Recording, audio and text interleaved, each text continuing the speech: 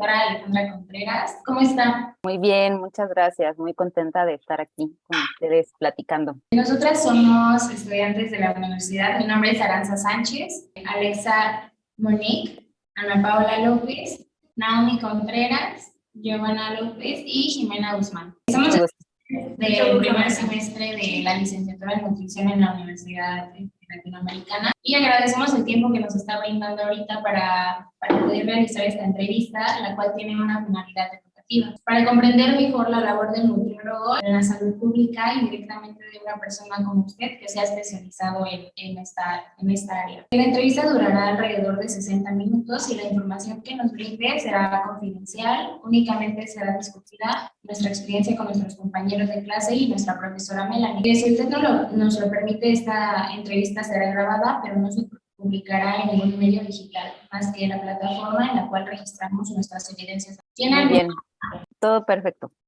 Entonces, podríamos comenzar con las preguntas. Muy bien. ¿Nos podría decir su nombre completo y a qué se dedica actualmente? Me llamo Alejandra Contreras Manzano. Hice la licenciatura en nutrición en el Instituto Politécnico Nacional. Después hice una maestría en ciencias y un doctorado en nutrición poblacional, también el doctorado es en ciencias. En la Escuela de Salud Pública de México hice una estancia de doctorado en la Universidad de Harvard para estimar asociaciones entre el consumo de bebidas azucaradas y los factores municipales. Me dedico actualmente y desde 2013 que terminé la maestría a el estudio de factores de salud pública, que empecé haciendo desnutrición, por ejemplo, deficiencia de vitamina D, deficiencia de micronutrientes en general en niños y mujeres embarazadas, en adultos mayores. Y después de ahí lo que hice fue especializarme más bien en enfermedades crónicas. En 2018 empecé a estudiar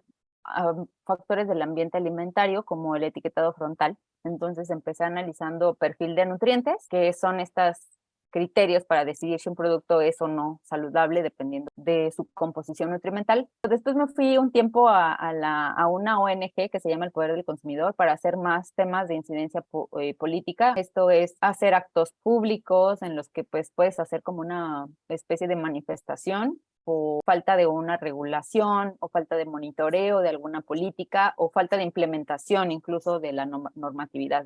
Actualmente me dedico a seguir analizando el entorno alimentario. Estoy haciendo una aplicación móvil para orientación alimentaria gratuita, que sea una app del gobierno que pues todo el mundo tenga acceso y les facilite la toma de decisiones, les dé alternativas saludables, por ejemplo, a algunos productos ultraprocesados.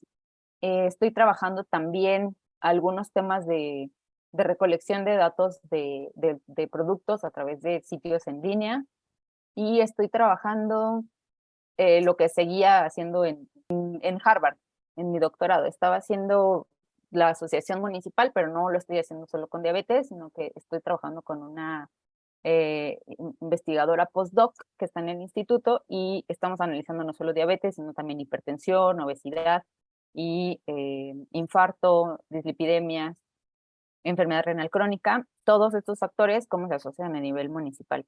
Si lo ven bien, es como mi campo es mucho sobre el entorno alimentario, enfermedades crónicas y pues etiquetado frontal. Sí, maestra, muchísimas gracias. Vemos que es una maestra muy preparada. Muchas gracias por compartirnos esto. Pero, ¿por qué decidió usted estudiar nutrición? Estudié nutrición porque en realidad yo quería estudiar medicina, pero no se pudo. Aplicaba, pero como, no sé, en algún momento dije, bueno, voy a estudiar medicina y quiero en la UNAM, pero bueno, pedían un montón de puntos y yo venía de una escuela particular, privada, entonces, pues antes era el pase directo y como que se me complicó ahí. Casualmente, entré a nutrición. La primera orientación vocacional que me dijeron de qué era lo que me quería dedicar, me dijeron, tú vas para nutriólogo. Y dije, no, a mí no me gusta la nutrición, yo no quiero ver trastornos de la conducta alimentaria, ni quiero ver el plato del bien comer, yo quiero medicina. Entonces yo me formé mucho en mis criterios para estudiar medicina el Politécnico me dice, bueno, puedes poner otra opción. La primera opción es medicina, pero la segunda, ¿cuál es? Y yo, bueno, voy a poner nutrición. Entonces entro a la carrera de nutrición con la promesa de que me iban a cambiar a medicina si yo sacaba buen promedio. Y al año me dicen, bueno, sacaste buen promedio, ya te puedes ir a medicina, ¿no? Y yo, es que me gustó nutrición. Y yo veía como que los planes alimenticios y vi como la orientación que me habían dado en la Iberoamericana sobre la plática de lo que se trata la nutrición no era lo que me habían dicho, no eran trastornos de conducta alimentaria y el plato del bien comer, era mucho más amplio y era fundamental y era una carrera pues hermosa. Entonces dije, no, o sea, es casi que estudiar medicina, pero sin tener que dar fármacos, o sea, es como más preventivo y también te da tratamiento y también puedes hacer investigación. Y entonces dije, no, bueno, yo soy de nutrición y me quedé en nutrición. Una carrera muy bonita, muchos campos. Ya es una pregunta un poco relacionada, tarea, pero ya más específica, que sería, ¿cuál ha sido su motivación para dedicarse a este campo específicamente de salud pública? Cuando yo hice mi servicio social, tenía la opción de irme a un hospital clínico o una plaza clínica, tenía la opción de irme a una plaza de investigación o tenía la opción de irme a comedor industrial. En lo personal, cuando yo hice mis prácticas profesionales en el ambiente hospitalario, vi que el ambiente hospitalario era muy duro, o sea, era incluso hasta cierto punto violento. No es generalizable, porque yo no conozco todos los hospitales. Pero en este caso sí fue para mí decisivo, no, o sea, no quiero estar en la clínica porque me siento muy presionada, el ambiente no me gustó y empecé a ver la investigación cómo ocurría. Entonces la investigación es muy bonita porque estás en tu escritorio, pero también puedes ir a campo, pero también puedes ir al hospital. Y tu incidencia no es en la salud de esa persona, que también es increíble, ¿no?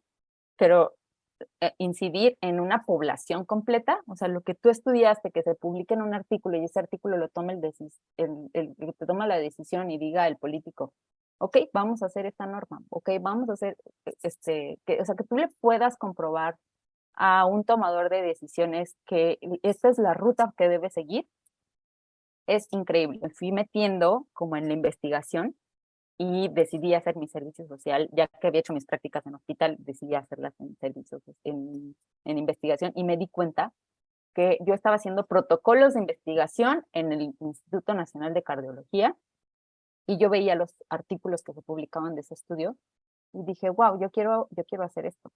Y después ya en el instituto, viendo la maestría, pues me di cuenta de los alcances que yo podía tener con mi esfuerzo, ¿no? Y, y además, a la par, muchos años di consulta.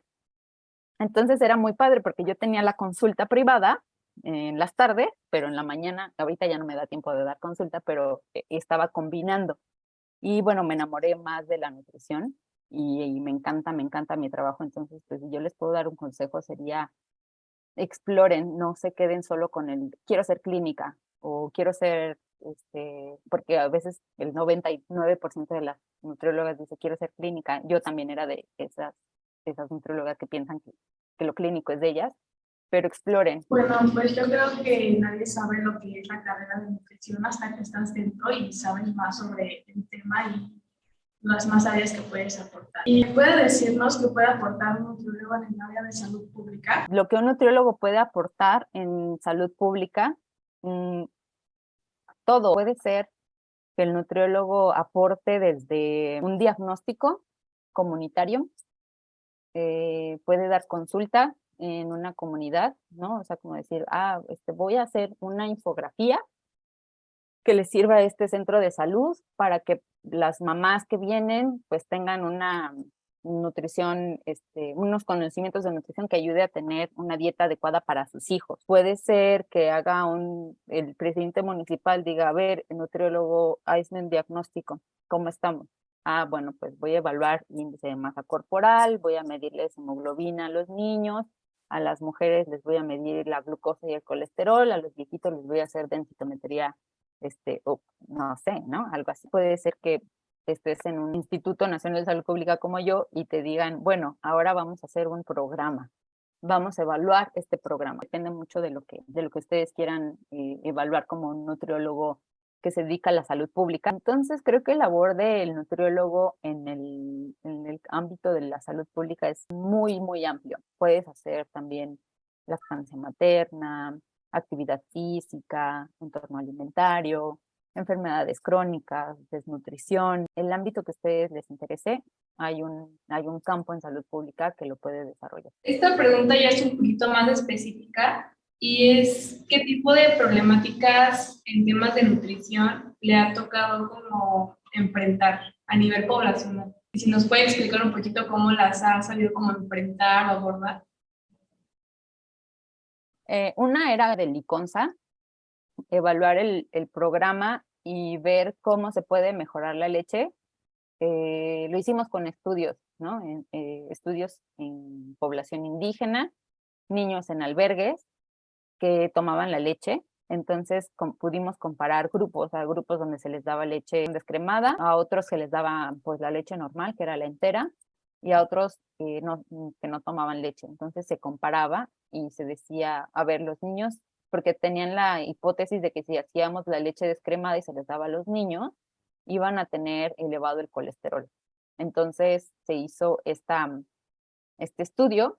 Los niños sustituyeron la grasa de la leche inconscientemente con el consumo de más tortilla. Eso fue un estudio muy importante que se presentó al ICONSA para que ellos quitaran la grasa de la leche o la redujeran, y entonces los niños no tuvieran este problema de elevación de lípidos en sangre desde edades tempranas.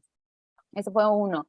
Después el etiquetado, pues está como ustedes ya saben, la industria alimentaria de la comida chatarra, pues es súper, súper violenta con el entorno alimentario. Entonces hacen amparos que presentan con la Suprema Corte de Justicia para que se quite el etiquetado. Entonces nosotros primero un problema fue batallar con la industria para crear un consenso y que la norma saliera publicada, incluso aunque ellos participaron en la norma, pues quitaron cosas que nosotros habíamos propuesto, pero al final fue una negociación.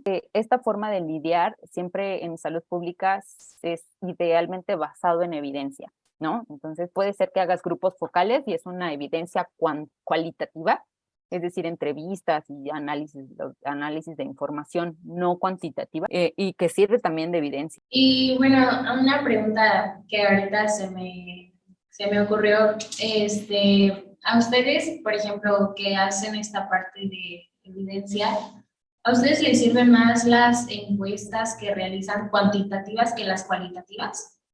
O sea, ¿les dan más información sobre las personas encuestadas? Sí, generalmente se va a lo cuantitativo porque es un dato mucho más crudo. A veces es mucho más fácil de analizar, que tú sepas un porcentaje, a que sepas los comentarios que se recibieron de esta política son estos. Y otra pregunta relacionada con la de mi compañera, pero ¿cuál de esos problemas considera usted que ha sido el más difícil de abordar? Yo creo que el de la industria alimentaria, su incidencia en políticas. Ahora, ¿cuál sería o cuál considera que ha sido su mayor logro en el área de nutrición poblacional y cuál sería su meta futura? De algo que me siento muy orgullosa fue de la norma 051. Si ustedes revisan la tabla 6 de la norma 051, vienen los criterios de la fase 3, que es la que va a implementarse en 2025 si todo marcha bien. Y ahí vienen 2 criterios nutrimentales que no los van a ver en ningún otro lado en la literatura científica. Viene el criterio de exceso de calorías y viene el criterio de exceso de sodio en bebidas no calóricas. Esos 2 criterios yo los hice en colaboración, pues claro, con el equipo, pero quien propuso esos criterios fui yo. Lo publicamos en este año, creo que por ahí de marzo, y ahí ya viene como toda la redacción de cómo se hicieron esos 2 criterios y cómo se hizo el perfil en México. Y ahí obviamente vengo como primera autora. Entonces, como decimos nosotros los investigadores, es mi bebé, ¿no? Es como tú lo hiciste, lo creaste como desde cero y lo fuiste formando y después lo terminas defendiendo a capa y espada. Y bueno, creo que eso es algo de lo que me siento muy orgullosa, que pude ayudar a poner criterios para definir. Y finalmente, ¿a dónde es el futuro? Pues ahorita defender el etiquetado de la industria alimentaria. Maestra, y con todo este tema de la industria alimentaria y con base a su experiencia, ¿usted no cree ¿Cuáles considera que son los principales factores que influyen en la alimentación de la población? Creo que el primero es las preferencias personales, que te gusta. El segundo es el lugar en donde vives, porque depende de qué tienes disponible y los precios. Continuando con la siguiente pregunta, que también está un poquito ligada, sería ¿cuál o cuáles cuál o cuáles políticas o programas considera que han tenido un mayor impacto en la población? El programa Oportunidades, sin duda, fue un programa increíble que ayudaba a las mujeres en edad reproductiva, embarazadas, lactantes. También a los niños les ayudaba con las papillas a tener también una prevención de anemia. A los jóvenes les ayudaba a seguir estudiando y era a cambio de ir a pláticas de nutrición, de salud mental incluso. El programa de Liconza, por supuesto, que da subsidio a leche fortificada para prevenir la anemia. Y pues, bueno, esos son programas. Y de políticas, pues creo que el impuesto a las bebidas azucaradas, que debería aumentarse, no estamos en el 10%, estamos en el 10%, pero debería aumentarse al 20%. Y el etiquetado frontal. Claro, gracias. Y bueno, y esta pregunta es un poco relacionada a su respuesta anterior, pero ¿cómo considera usted que podríamos generar un mayor cambio en la alimentación y en la nutrición? Regulando la industria alimentaria y cambiando los sistemas de alimentación. O sea, los cambios en los sistemas de alimentación sería mejorar el acceso a agua potable, a los alimentos mínimamente procesados, enseñando a los niños a cocinar, así, pues facilitando el acceso a los alimentos saludables, por un lado, por el otro, limitando a la industria alimentaria y pues transversalmente poniendo educación nutricional en todos los niveles. Sí, yo creo que sobre todo existe obesidad en los niños porque la mayor parte de su tiempo lo ocupan estando en las escuelas, y en las escuelas como que venden mucha comida chatarra. Exactamente. Exactamente, los niños son la población más vulnerable a la publicidad. Y si los tienes en las escuelas, pues es una población cautiva. Y aparte creo que también ya no se fomenta la actividad física en las escuelas como yo creo que incluso antes, como que cada vez se está perdiendo más. Bueno, y últimamente en clases se nos ha mencionado mucho el trabajo de campo y no sé si nos pueda como hablar un poquito de qué aspectos deberíamos tomar en cuenta al momento de querer aplicar un trabajo de campo a cierto grupo. Uno, revisen qué es lo que ya se ha hecho en otros lugares para obtener ese objetivo. Después de que busquen eso, busquen cómo se ha solucionado, qué es lo que ha servido, cuál es la prioridad. Eso es muy importante, leer cuál es la prioridad, cuáles son las prevalencias, cuál es lo que se ha visto a nivel nacional. ¿Qué nos podríamos encontrar en esta población? Y ya por último, ya para ir cerrando, ¿usted qué le recomendaría a un estudiante de nutrición que tiene interés en desarrollarse en el área de salud pública? Que traten de experimentar su formación en diferentes lados y exploren. Si yo me dedicara a esto, ¿qué haría? ¿Cómo sería mi contribución? ¿Qué tan feliz me haría hacer lo que hago porque lo puedo hacer diario? Y por supuesto que revisen perfiles de personas que ya han salido y vean qué han hecho, ¿no? Y hagan esto que están haciendo, entrevistas, para que sepan más o menos a qué se dedica cada quien. Muchas gracias. Y bueno, ya para ir cerrando, no sé si tenga algo más que agregar, algún consejo, algo que nos quiera decir. Lo que les había dicho, ustedes siempre que hagan lo que les gusta, el tema que les gusta y les apasione, van a ser exitosas. Bueno, la verdad es que le queremos agradecer mucho que nos haya dedicado un poquito de su tiempo y la verdad es que fue muy gratificador y a la vez enriquecedor todo lo que nos compartió. Y la verdad es que creo que sí nos amplió un poquito más la idea de qué es un nutriólogo en salud pública. Entonces, la verdad es que muchísimas gracias por su aportación y pues por su tiempo más que nada. Gracias a ustedes. Nos pueden seguir en las redes como @cinis1 en Instagram o en Twitter. Yo también tengo Instagram. Yo no voy atrás de seguidores, o sea, la verdad que no es que me encante tener seguidores, pero a veces publico cosas que estoy haciendo. Básicamente es como una bitácora de lo que yo hago. Yo estoy como Nut Alejandra Contreras en Twitter y estoy como nutrióloga Alejandra Contreras en Instagram. Mucho gusto de conocerlas. Sí, maestra, muchísimas gracias. Cuídense mucho. Hasta luego, buen día. Gracias. Hasta luego.